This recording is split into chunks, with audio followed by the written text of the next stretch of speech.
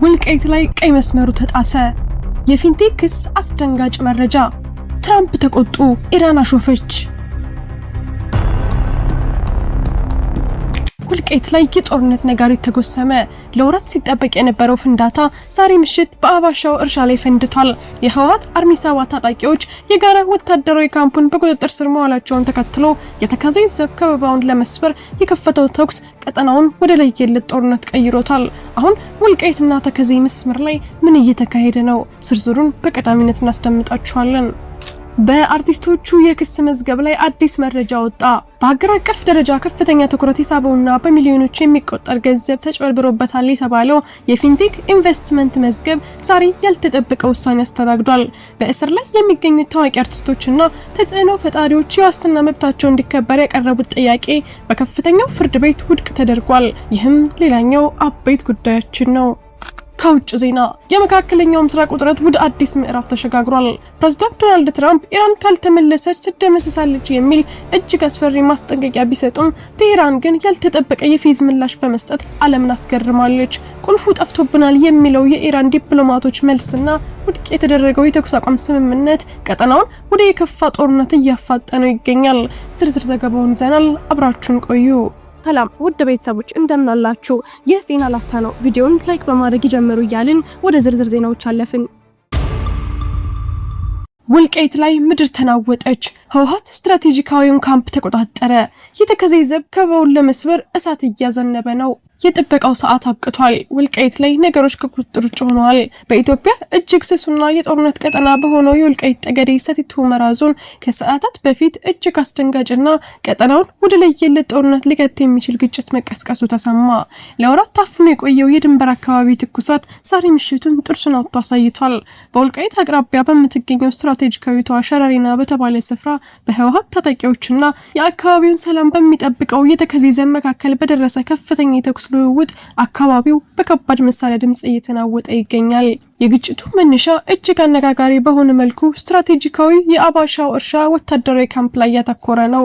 የመከላከያ ሰራዊትና የተከዜ ዘብ በጋራ ሲጠቀሙበት የነበረውን ይህንን ወታደራዊ ይዞታ ታጣቂዎቹ ለቀው መውጣታቸውን ተከትሎ በሱዳን በኩል ሲንቀሳቀስ የቆየውና አርሚ 7 በሚል መጠሪያ የሚታወቀው የህወሓት ታጣቂ ኃይል በድንገት ሰርጎ በመግባት ካምፑን መቆጣጠሩ የውጊያውን መጋረጃ ከፍቶታል።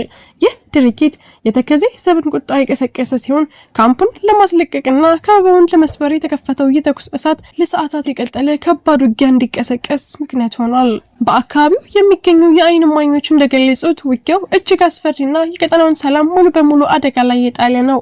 በተለይም ከ20 በላይ የሚሆኑ የሱዳን ስደተኛ መታወቂያ የያዙ የትግራይ ታጣቂዎች ወደ አካባቢው ዘልቀው ለመግባት መሞከራቸው ጉዳዩን ከውስጥ ግጭት ባለፈ ድንበር ተሻጋሪ ሴራ ሊኖረው እንደሚችል ስጋት ፈጥሯል። የሻዕቢያ ጦር ወደ ወልቃይት ዘልቆ እንዲገባ በር ከፋሽ ነው ተብሎ የታሰበው የህወሓት ታጣቂዎች ጥቃት በተከዜ ዘብ ጠንካራ ምላሽ የተሰጠው ቢሆንም አሁንም ድረስ በአካባቢው ያለው ውጥረት አልረገበም። ምንም እንኳን ካለፉት ጥቂት ሰዓታት ውጊያ በኋላ የመከላከያ ሰራዊትና የተከዜ ዘብ አካባቢውን መልሰው መቆጣጠራቸው ቢነገርም የዛሬው ግጭት በወልቃይትና በተከዜ ዙሪያ ያሉ ታጣቂዎችን ወደ አዲስ የጦርነት ምዕራፍ ሊያስገባቸው እንደሚችል ተገምቷል። ሸረሪናና አባሻው እርሻ አሁንም በወታደራዊ ንቃት ውስጥ ሲሆኑ ማንኛውም አይነት ተጨማሪ እንቅስቃሴ ቀጠናውን ወደማይመለስ የጦርነት አዙሪት ሊከተው እንደሚችል ነዋሪዎች በከፍተኛ ስጋት እየገለጹ ይገኛሉ። ወልቃይት ላይ የፈነዳው ይኸው አዲስ ግጭት ወደ ጎረቤት አካባቢዎች የመስፋፋት እድሉ ሰፊ በመሆኑ መላው የጸጥታ ኃይል በከፍተኛ ዝግጅት ላይ እንዲቆይ ተደርጓል። እርሱም በዚህ መረጃ ላይ ያለውትን ሀሳብና አስተያየት በኮሜንት ሴክሽን ላይ እንዲያጋሩን እየጋበዝን አሁን በቀጥታ ወደ ቀጣዩ ዜና እንለፍ። በአርቲስት መንሱር ጀማል የክስ መዝገብ የተካተቱት ታዋቂ አርቲስቶች የዋስትና ጥያቄ ውድቅ ተደረገ።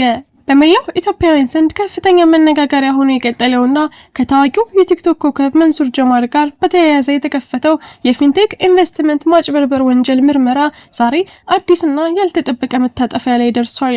በቁጥጥር ስር ውለው በምርመራ ላይ የሚገኙ ታዋቂ አርቲስቶችና ተጽዕኖ ፈጣሪ ግለሰቦች የታችኛው ፍርድ ቤት የሰጠውን የጊዜ ቀጠሮ በመቃወምና በዋስ እንለቀቅ በማለት ለፌዴራል ከፍተኛ ፍርድ ቤት ያቀረቡት የይግባኝ አቤቱታ ሳይሳካ ቀርቶ ሙሉ በሙሉ ውድቅ ተደርጓል። ይህ በብዙዎች ዘንድ በጉጉት ሲጠበቅ የነበረው የከፍተኛው ፍርድ ቤት ውሳኔ የተሰማው ሰኞ መጋቢት 28 ቀን ከሰዓት በኋላ ሲሆን ፍርድ ቤቱ የግራ ቀኙን የህግ ክርክር ካዳመጠ በኋላ ፖሊስ እያከናወነ ያለው ምርመራ ውስብስብና ሰፊ መሆኑን ግምት ውስጥ በማስገባት የታችኛው ፍርድ ቤት የሰጠው የ12 ቀናት ተጨማሪ የምርመራ ጊዜ አግባብ ነው ሲል አጽንቶታል። ይህም ማለት በእስር ላይ የሚገኙ አርቲስቶችና ቲክቶከሮች እስከ መጋቢት 30 ድረስ በፖሊስ ቁጥጥር ስር ሆነው ምርመራቸውን እንዲቀጥሉ በከፍተኛው ፍርድ ቤት ተወስኖባቸዋል። የፌዴራል ፖሊስ በበኩሉ ይህ የፊንቴክ ማጭበርበር ወንጀል እጅግ በርካታ ዜጎችን ለከፍተኛ የገንዘብ ኪሳራ የዳረገና የተደራጀ መሆኑን በመጥቀስ ምርመራውን ለማጠናቀቅ ተጨማሪ ማስረጃዎችና ምስክሮችን እያሰባሰበ እንደሚገኝ ለችሎቱ አስረድቷል። አርቲስቶቹ በጠበቆቻቸው በኩል ምርመራው በውጭ ሆነን ሊቀጥል ይገባል የሚል ጠንካራ መከራከሪያ ቢያቀርቡም ፍርድ ቤቱ ግን የወንጀሉን ክብደትና የምርመራውን ደረጃ በማየት የዋስትና መብታቸውን ሳይቀበለው ቀርቷል። በአሁኑ ሰዓት በመላው ሀገሪቱ የሚገኙ የኪነ ጥበብ አፍቃሪዎችና የማህበራዊ ሚዲያ ተከታዮቻቸው አይናቸውን ወደ መጪው ረቡዕ መጋቢት 30 ቀን አዙረዋል። በዚህ ቀን ተጠርጣሪዎቹ ዳግም ወደ መጀመሪያ ደረጃ ፍርድ ቤት የሚቀርቡ ሲሆን ፖሊስ እስካሁን ያከናወነው የምርመራ ውጤት ለችሎቱ እንደሚያቀርብ ይጠበቃል። አርቲስቶቹ ከእስር ይፈቱ ይሆን ወይስ ተጨማሪ የክስ ሂደት ይጠብቃቸዋል የሚለው ጥያቄ መላውን የኢትዮጵያ ሕዝብ እያስጠበቀ ይገኛል። እኛም ይህንን አነጋጋሪ ጉዳይ በቅርበት እየተከታተልን በፍጥነት የምናደርሳችሁ ይሆናል። ቪዲዮአችንን ላይክ ማድረግ አይርሱ እያልን ወደ ውጭ ዜና አለፍን። የሆርሙዝ ወጥመድና የኢራን የቁልፍ ዲፕሎማሲ ትራምፕ ሲዝቱ ቴህራን በሳቅ መለሰች። በመካከለኛው ምስራቅ የጦርነት ደመና ባንዣበበበት በዚህ አስፈሪ ሰዓት ዓለምን ጉድ ያስባለ ያልተጠበቀ ክስተት ተከስቷል። የአሜሪካው ፕሬዝዳንት ዶናልድ ትራምፕ የሆርሙዝ የባህር ወሽመጥ በአስቸኳይ እንዲከፈትና ካልሆነ ግን ኢራን በማታውቀው ሁኔታ ትደመሰሳለች የሚል እጅግ ጠንከር ያለ ማስጠንቀቂያ በገጻቸው ላይ ቢለጥፉም ከቴህራን የተሰጠው ምላሽ ግን ወታደራዊ ሳይሆን አስቂኝ የፌዝ ድራማ ሆኗል። የኢራን ዲፕሎማቶች የትራምፕን ዛቻ ቁልፉ ጠፍቶብናል በሚል አጭርና ግልጽ የፌዝ መልስ አጣጥለውታል።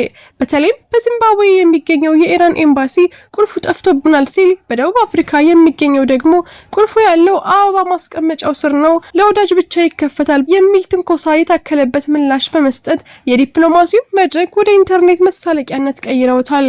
ይህ በዲጂታል ዘመን ያልተለመደ የዲፕሎማሲ አካሄድ የትራምፕን ቁጣ ቀለል አድርገው ለማሳየት የተደረገ ጥረት ቢመስልም ከጀርባው ግን እጅግ አደገኛ የሆነ ወታደራዊ እልህ መኖሩ አልቀረም። ትራምፕ በትሩዝ ሶሻል ገጻቸው የሰጡት ትዕዛዝ የአሜሪካን ቀይ መስመር የሚያሳይ ቢሆንም ኢራን ግን ይህንን ዛቻ በሳቅ በማስተናገድ ለአሜሪካ ያላትን ንቀት ገልጻለች።